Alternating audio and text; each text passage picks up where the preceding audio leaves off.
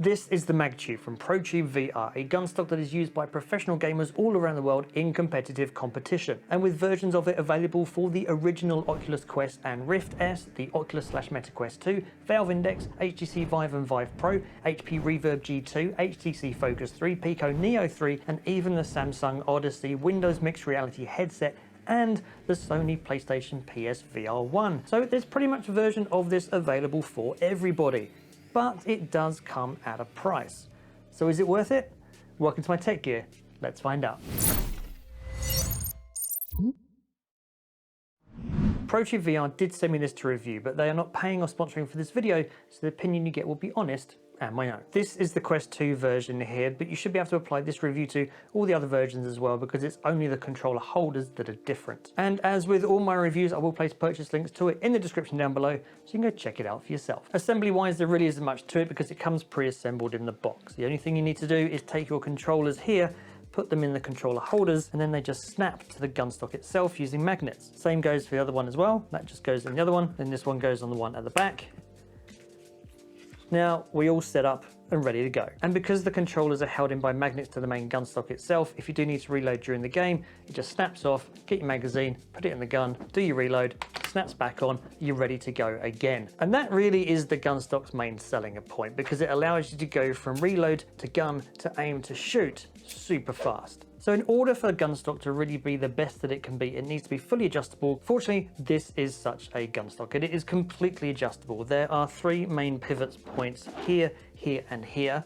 So you can adjust the back like that. You can adjust this middle point here and this here. So you can set it in exactly the right position, depending on the gun that you're trying to hold, and then you can screw it into place a little bit tighter so then it doesn't move. So you've got an Allen key here for tightening these bolts here. So once it's in place, tighten those, and then it's not going to move. There are two attachment points on the gun stock at the front and at the back. Now this is for the strap that it comes with. So you can attach it to the front and the back. However, I do find when you attach it to the front, it can get in the way of the controller when you're trying to take it off, trying to reload your gun. So I prefer to have the strap only attached to the back, and then I have it over my shoulder. This means it gets in the way as little as possible, and still means you can have the gun stock hanging down by your side when you're not using it. You can also get these Pro straps. Now these are optional, and they do attach to the top of the controller here, and then they attach through this little loop here to your controller holder as well. They're not compulsory, but you can get them if you want. I'll give you my opinion on whether I think they're worth it in a little bit. Build quality wise, this feels really sturdy and strong. You've got a nice carbon shaft here, which is super strong. You've got the joints, which feel super thick and really well made. They're not going to break anytime soon. Nice holder here, feels very firm. It doesn't feel like it's flimsy either.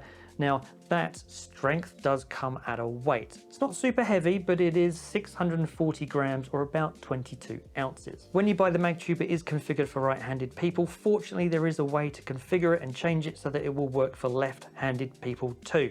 Now, it's not ambidextrous, so you can't have it working for left and right-handed people at the same time, but you can shift the front controller holder or the front controller mount and the rear one around, so it will go from a right-handed to a left-handed person. Doing it is really easy. You just unscrew the point at the back here, slide this tube off, then you undo the two controller mounts here, slide those off, switch them around, put them back on with the back one now going on the front tube and the front one going on the back tube, then slide this tube back into the rear of the gun stock, tighten the bolts, and it's now configured for the alternate hand. And then if you want to switch from left hand to right hand or right hand to left hand, you just do the same again. Swap the back for the front and the front for the back. Now it's not super quick to do, and it takes a few minutes, so it's not something that you're going to be doing in game, but it is good to know that you can do that, and you only have to buy one gun stock for the whole family if you've got left and right-handed people in it. So what's it like to use in game? Well, for me, this has been an absolute game changer. No more floaty hand syndrome. No more trying to line up your controllers in the middle of the air to try and line up a rifle in VR so you can shoot someone. It takes so long and you're dead before you know it. With this, because your controllers are fixed to the gun stock, you can aim faster, you can shoot faster, you can reload quickly, and then aim and shoot again far quicker than I ever could without it. So in a first-person shooter game, this is the difference between being dead and not. This definitely takes a while to get used to though, because you are relying on muscle memory, because you can't see what you're doing when you've got your VR headset on. So it will take you a few hours to get used to it, get used to sort of where your pivot points are, where your mounting points are, so that when you go and reload and put your controller back on the gun stock, it's in the right place and you're not fumbling around in midair trying to find that point.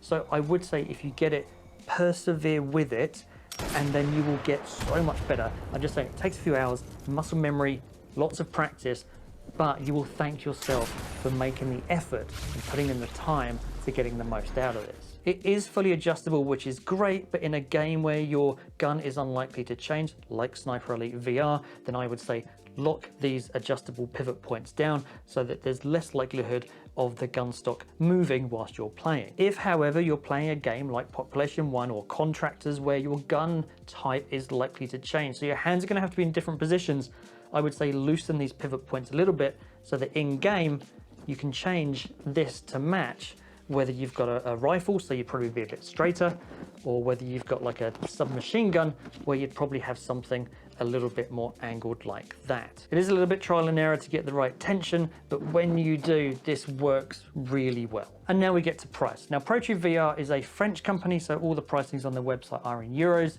The exchange rate of US dollars to euros is roughly 1-to-1, so you can get an idea for prices. The base model of the ProTube VR, so it's not the carbon version here, it's just a steel tube, that is 142 euros. And there are various other color options as well, going up to this carbon version here, which is going to cost you 202 euros. However, at the moment they do have 10% off this version, so it goes down to 182. You can also get a bipod accessory for this. This goes on the front and gives you that resting place for your gun stock. That's going to set you back 42 euros. Honestly though, unless you're camping out or maybe you're crawling along your floor and trying to be a true stealth ninja sniper, I don't really see much use for it. So I think it is a niche accessory. I think for some it's going to be completely invaluable. For others, well, you're better off spending your money somewhere else. You can also get pro straps as well. These are going to cost you about 24 euros and attach to the controller and the controller mount as well. These are only compatible with the Oculus Quest, Quest 2 and HP Reverb G2 headsets, or rather the controllers of them. And if you don't have any hand straps already, then they are probably a worthwhile accessory to get because they work with the gun stock and they also work with the controllers on their own. It is a little bit fiddly switching between the two modes though. If you don't have a hand strap already, these are worth getting.